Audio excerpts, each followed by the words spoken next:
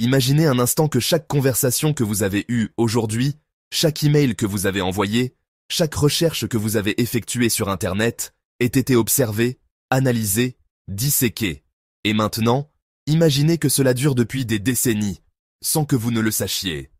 Bienvenue dans le monde caché de l'espionnage moderne, où même les alliés ne sont pas à l'abri. Aujourd'hui, nous allons plonger au cœur d'un scandale international qui concerne chacun d'entre nous. Comment les États-Unis, à travers des programmes de surveillance tentaculaires, ont-ils espionné la France, ses entreprises, ses diplomates et même ses présidents? Restez avec nous jusqu'à la fin pour découvrir des révélations qui pourraient bien changer votre vision du monde numérique. Tout commence en 2013, lorsqu'un certain Edward Snowden, ancien employé de la NSA, l'Agence nationale de sécurité américaine, décide de tout révéler. Les programmes secrets, les écoutes illégales, les collaborations douteuses.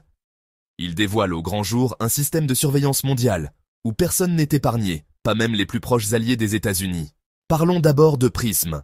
Ce programme, lancé en 2007 sous l'administration Bush, permet à la NSA de collecter directement des informations auprès des géants de la technologie américains.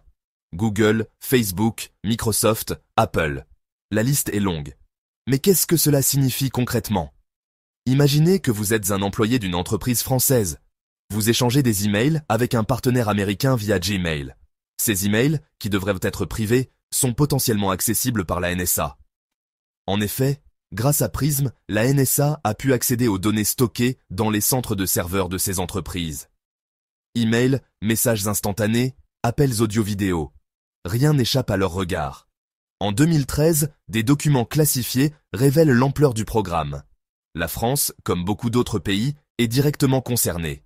Des millions de communications françaises ont été interceptées. Et ce n'est que la partie émergée de l'iceberg.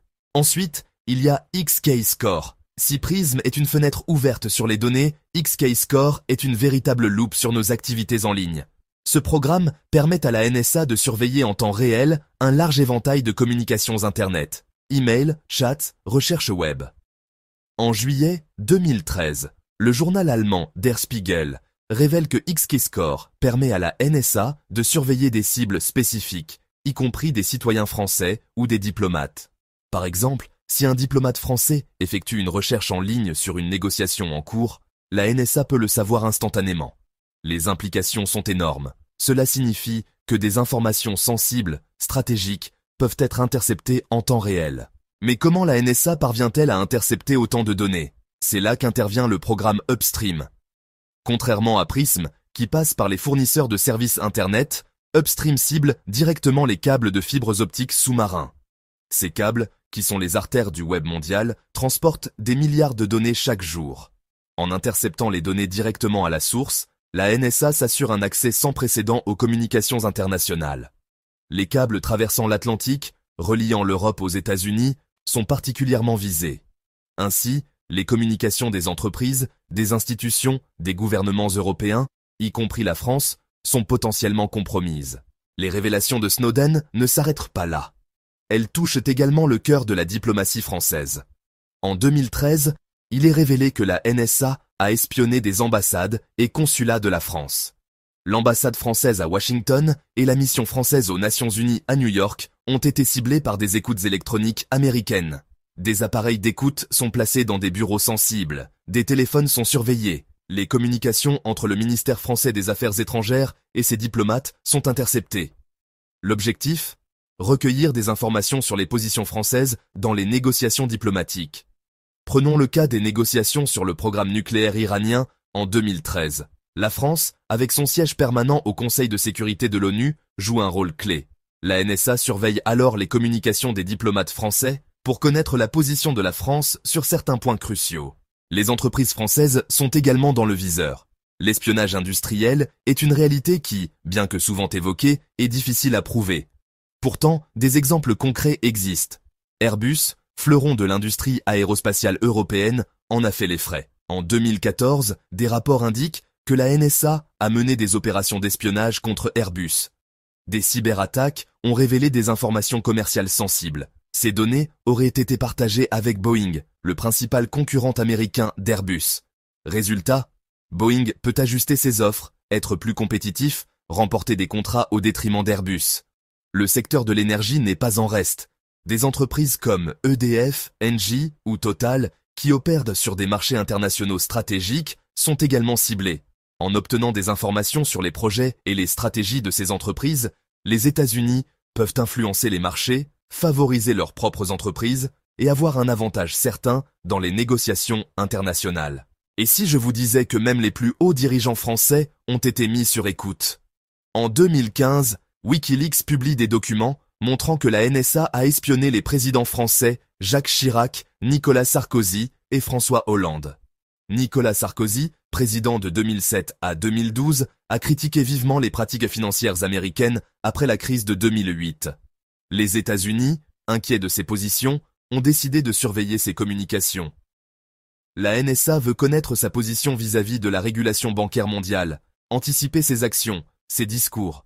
En écoutant ses conversations, ils obtiennent des informations précieuses sur ses intentions.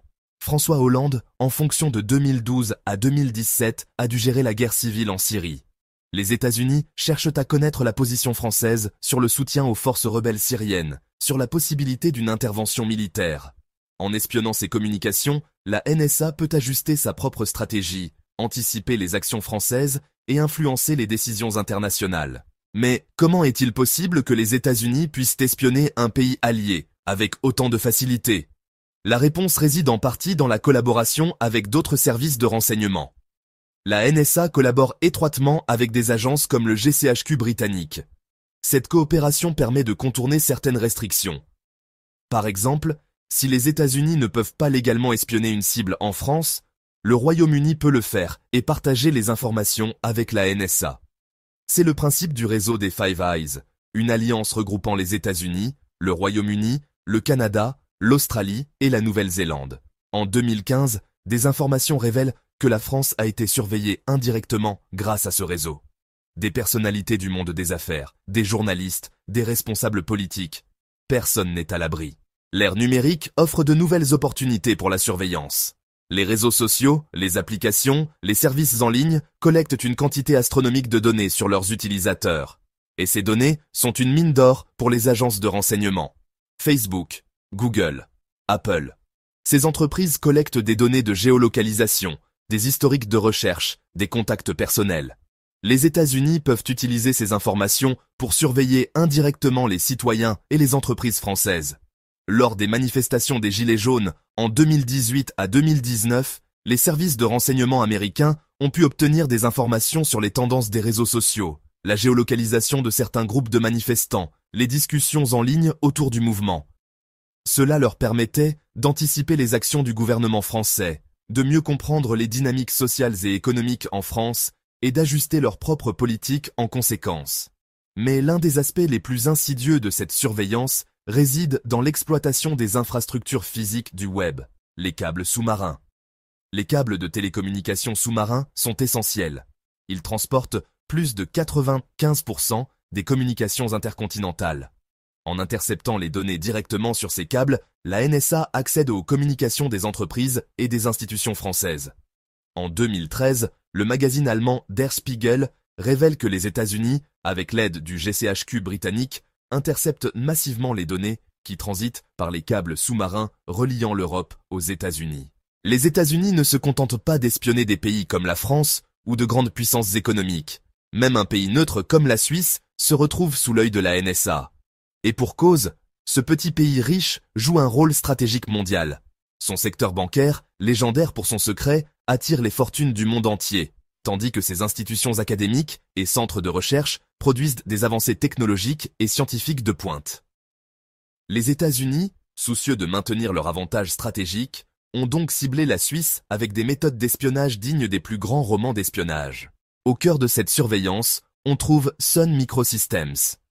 Dans les années 90, cette entreprise américaine s'implante massivement en Suisse, proposant des serveurs et équipements informatiques aux grandes banques, aux universités et même aux institutions gouvernementales suisses. L'enjeu, relier ces acteurs stratégiques à Internet grâce aux technologies de Sun. Mais cette implantation cache en réalité un plan plus sombre. Les équipements de Sun seraient équipés de portes dérobées secrètes conçues pour permettre à la NSA de s'y infiltrer et d'y rester discrètement. En d'autres termes, la NSA aurait un accès privilégié et invisible aux données circulant dans le réseau informatique suisse. Les banques suisses, institutions emblématiques du secret bancaire, sont directement touchées. Depuis des décennies, ces établissements sont réputés pour leur confidentialité, attirant les fonds de clients privés, de multinationales et même de gouvernements. Pourtant, grâce aux équipements de Sun Microsystems, la NSA aurait pu surveiller les flux financiers, examiner des transactions confidentielles et recueillir des informations compromettantes. Les banques suisses comme UBS, Crédit Suisse ou la banque Pictet seraient donc en partie sous surveillance. Pour les États-Unis, obtenir des informations bancaires suisses est un moyen de faire pression dans les affaires internationales, notamment pour lutter contre l'évasion fiscale et le financement du terrorisme. La surveillance s'étend également aux réseaux académiques et scientifiques. Des institutions comme l'Université de Genève et d'autres universités suisses sont équipées des technologies Sun, et cela inclut des serveurs et des logiciels conçus pour être intégrés à l'infrastructure d'Internet. Une aubaine pour la NSA. En infiltrant ces serveurs, la NSA peut accéder aux travaux de recherche scientifique, aux innovations technologiques et aux données académiques. Par exemple, le réseau de communication Switch, qui relie les institutions académiques en Suisse, pourrait être exploité pour collecter des informations précieuses. Chaque email, chaque transfert de données, chaque connexion Internet entre les universités suisses et leurs partenaires internationaux est une source potentielle de renseignements.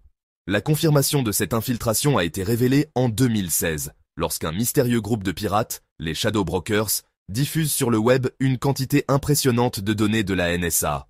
Parmi ces informations, on trouve des preuves que la NSA exploite des failles de sécurité dans les équipements de Sun Microsystems pour pénétrer les systèmes suisses. Ces vulnérabilités, présentes dans le matériel depuis 1997, ont permis aux espions américains de surveiller les utilisateurs de Sun pendant des décennies, en accédant discrètement à leurs informations et en y laissant le moins de traces possible.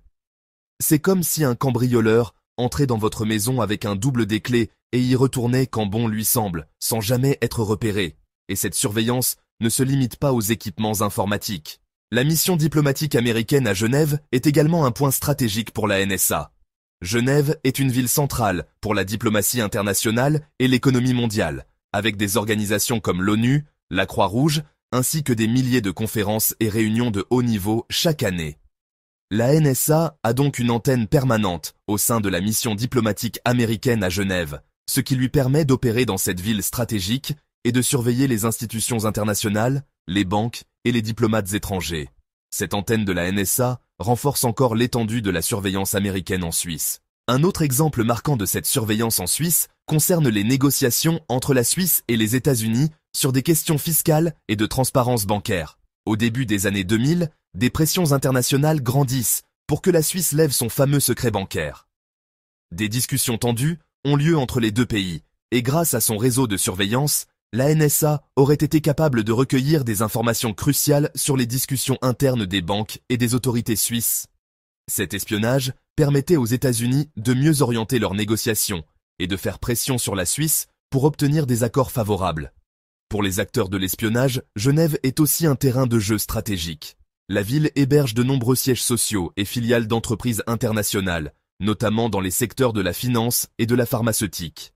Avec la NSA aux commandes, ces entreprises se retrouvent sous surveillance constante, leurs transactions, innovations et stratégies commerciales potentiellement exploitées par les services de renseignement américains pour favoriser des intérêts économiques américains. En surveillant discrètement les activités de ces entreprises, les États-Unis se positionnent en première ligne, en recueillant des informations qui peuvent être utiles pour leurs propres entreprises ou pour anticiper les évolutions du marché. Malgré toutes ces révélations, la réaction des autorités suisses est étonnamment modérée. En octobre 2013, suite aux révélations d'Edward Snowden, le conseiller fédéral Ueli Maurer, alors ministre de la Défense, réagit en déclarant que l'espionnage existe depuis toujours en Suisse et qu'il continuera sans doute. Cette déclaration soulève des questions. Pourquoi un pays avec une réputation de neutralité et de confidentialité réagit-il si peu face à de telles révélations? Des experts, comme le professeur Jean-Nicolas Druet de l'Université de Genève, ont exprimé leur frustration, appelant à un sursaut, à une prise de conscience. Pour lui, la Suisse doit se réveiller et prendre des mesures pour protéger ses citoyens et ses entreprises des intrusions étrangères. À l'ère de la numérisation et de la multiplication des données, Ces questions de sécurité et de confidentialité ne concernent plus seulement les entreprises ou les gouvernements, mais chaque citoyen. Nous utilisons tous des technologies numériques, souvent sans savoir à quel point elles peuvent être surveillées. La Suisse, qui a construit une partie de sa réputation sur la confidentialité, se retrouve paradoxalement au centre de réseaux d'espionnage, où chaque email, chaque transaction bancaire, chaque recherche académique peut être une information précieuse pour les services de renseignement étrangers. La surveillance américaine en Suisse, tout comme en France, nous amène à une prise de conscience troublante. Même nos alliés les plus proches peuvent être prêts à tout pour protéger leurs intérêts économiques et stratégiques, quitte à violer la confidentialité de leurs partenaires. La NSA, avec ses outils d'espionnage sophistiqués et ses alliances stratégiques, nous rappelle que dans le monde de l'information, la neutralité n'existe pas vraiment. En tant que citoyens, il est temps de nous poser des questions essentielles. Savons-nous vraiment à quel point nos données sont surveillées? Avons-nous conscience des enjeux économiques et politiques qui se jouent en coulisses? Et surtout, que pouvons-nous faire pour mieux nous protéger dans un monde où la technologie peut être notre allié ou notre pire ennemi? Cette affaire nous montre à quel point il est vital de rester vigilant face aux avancées technologiques et de s'informer sur la réalité de la surveillance mondiale. Que vous soyez en France, en Suisse ou ailleurs, la question n'est pas de savoir si vous êtes espionné, mais jusqu'à quel point. Alors, dites-moi ce que vous en pensez dans les commentaires. Est-ce que ce type de surveillance se justifie ou doit-on, en tant que citoyen, exiger plus de transparence et de protection? Et surtout, abonnez-vous pour rester informé sur ces sujets brûlants et partagez cette vidéo pour ouvrir les yeux de vos proches. Ensemble, reprenons le contrôle de notre confidentialité avant qu'il ne soit trop tard.